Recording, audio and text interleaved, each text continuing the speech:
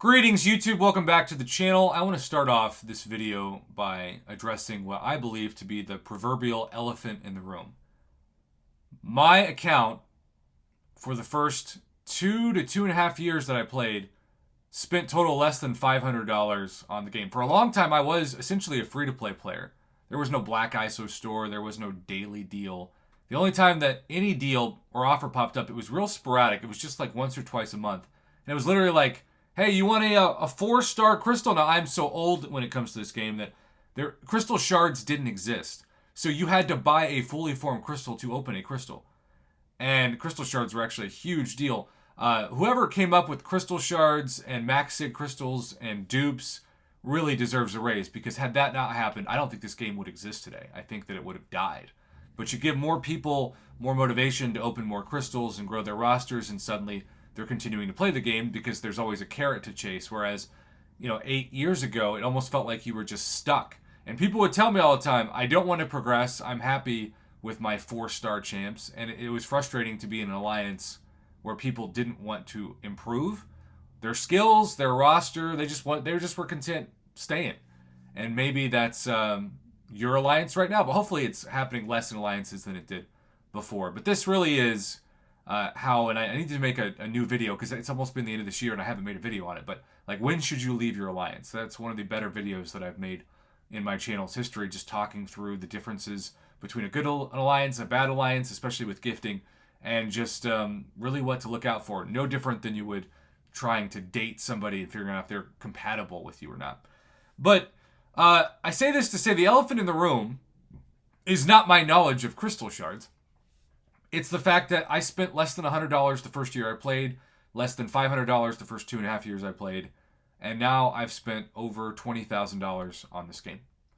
Now, if you just tell somebody that without an explanation, it sounds like you have a gambling problem, it sounds like you have a money problem, it sounds like you have a mobile gaming problem, and who knows, I might still have all those things. There's a chance that that's true. But I can at least justify it based off of the fact that I have a YouTube channel that's in 6 years made more than $20,000 to $25,000 of after taxable revenue that have paid all the bills in the game and then some. But the average person doesn't have $20,000 to spend on the game. Now, I'm not saying I've spent the most, of course. There are people who spent 6 figures on this game 5 years ago, and now, God, I worry it's 9 figures. But regardless, like, if you have it, you have it. And some people make millions, and so them spending $100 on the game is like me spending $1 on the game. It's just not something that they're bothered by. And if that's you, ball on a budget, whale out, let that blubber fly. But if you cannot afford rent and you've got terrible car payments and loan payments and food payments and student loans and everything else, then yeah, it's a lot harder for you to justify spending anything on a mobile game. Nevertheless, certainly something that could be your rent. And that's where gambling becomes a problem. When you spend money you can't justify and you take away from things that you need. When you spend on your wants instead of your needs in life, that's when you get in trouble. And some people watching this are teenagers or they're college students. They're people who maybe are sort of in a bubble where they haven't had to be an adult, or the word I hate the most that my students love to use, adulting. They say, how do you adulting? I want to adult. I'm adulting every day. And I'm like, adulting? This is not a play. You are an adult who has to do adult things. And plus, adulting is a weird word that sounds way too much like adultery, which is not something you want to do. So, all this is to say, I get if people are like, this guy shouldn't talk to me about what it's like to not be able to afford to open greater gifting crystals or spend on the game because he gets to spend thousands a year thanks to YouTube. All of that is true. I hope you realize, though, that I grew up as poor as you can be. My mom was a single parent with triplets, and all 3 of us grew 3 inches a year and 4 shoe sizes a year for 4 straight years. We could not afford to keep our lights on. People say living paycheck to paycheck. We weren't rich enough to live paycheck to paycheck. We always knew every month we would be short something. And we hoped that it wouldn't mean that the hot water would turn off or the home phone would turn off, but sometimes they would. And so our phone rang off the hook, and this was before cell phones because, again, I'm old. Our phone would ring off the hook not from people wanting to hang out with us because we were too poor to go out to eat. Driving a car anywhere was very expensive. No, our phone would ring off the hook because of credit card collectors, because our mom wasn't able to pay even the minimum on credit cards, and suddenly we were having people go after us. That's the world that I come from. And look, a lot of people watching this come from a much better world than that, and that's great. But some people watching this may not. Some people may argue that the world that they're in right now watching this video is worse than the world that I described, and it probably is. So all of that's to say, we have this gifting event where in 2023, Kabam made it so much more expensive to play the game than ever before. Because we have so many more temptations to purchase, from piggy banks to daily specials to the normal Odins. And of course, I'm just going to darken the screen and bring it up because this thing caught everybody, especially yours truly, by surprise when I looked into it. And then some people still don't trust it. But in theory, this is a whole nother world of temptation for people who are worried that they can't control their spending on this game, because every day you get an extra daily crystal, depending on your progression level was what you get. You get tier 2 primordial dust to ascend a 6-star a month if you want, and you buy those every week and max those out. You get your weekly web store legend celebration. And yes, not everything in this is cash. There's some great free stuff, but it's still the idea that you could buy this.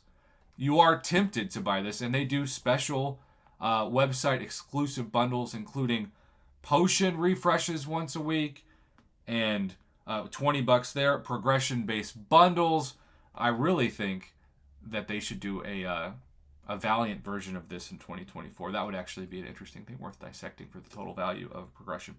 But regardless, it's never been more expensive to play this game.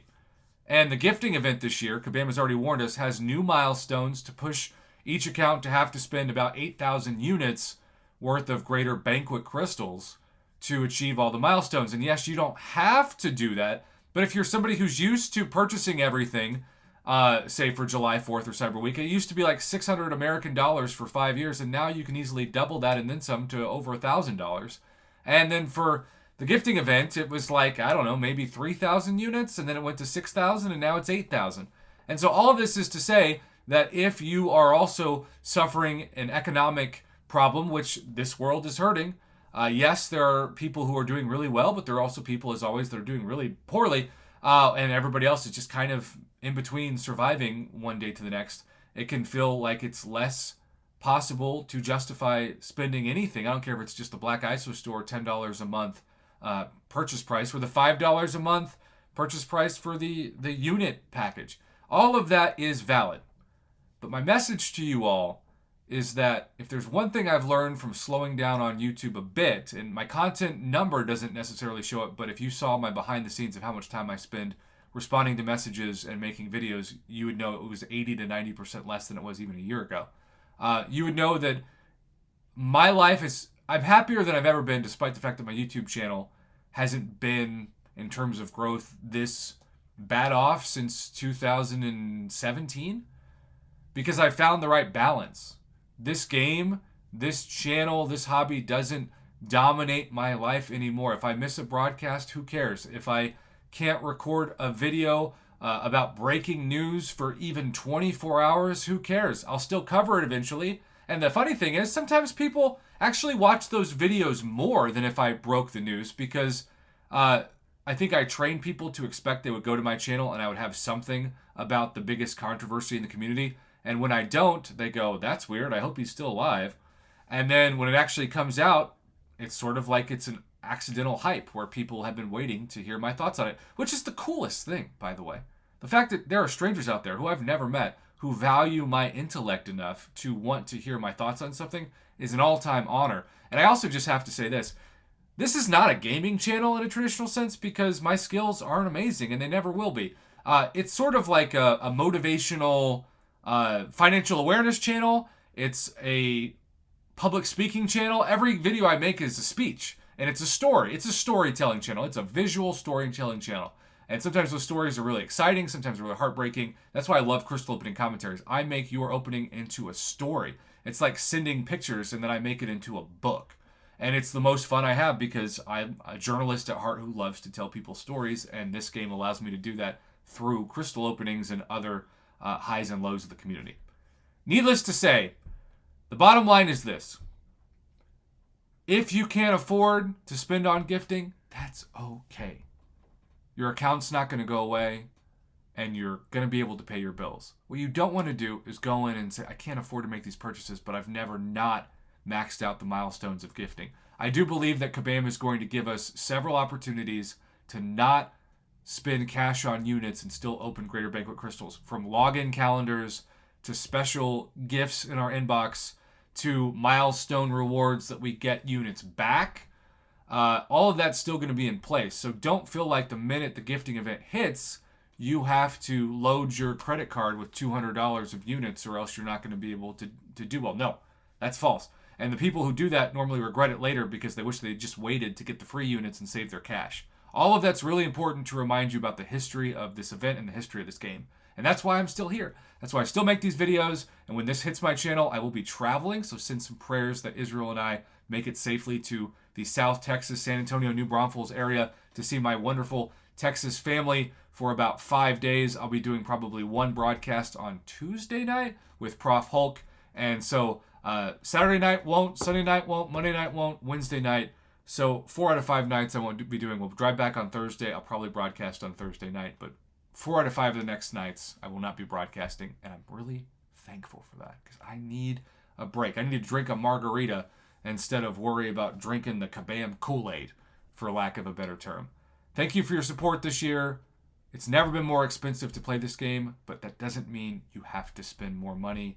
Find the healthy balance and just embrace the things you need to buy versus the things you want to buy. If you learn that, especially at a young age, you'll be a lot better off in life in the long run.